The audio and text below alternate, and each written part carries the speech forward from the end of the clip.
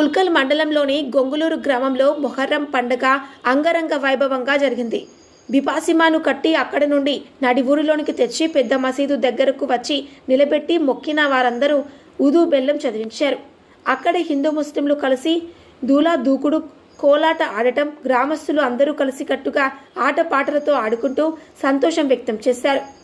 మరోవైపు ఆడవాళ్లు కూడా ఆషన్న హుసన్న అన్నదమ్ములు అనే పాటలు పాడుకుంటూ గ్రామస్తులందరూ చిన్న పెద్ద తేడా లేకుండా ఆటపాటలతో ఆడి పాడారు, సంతోషం వ్యక్తం చేశారు.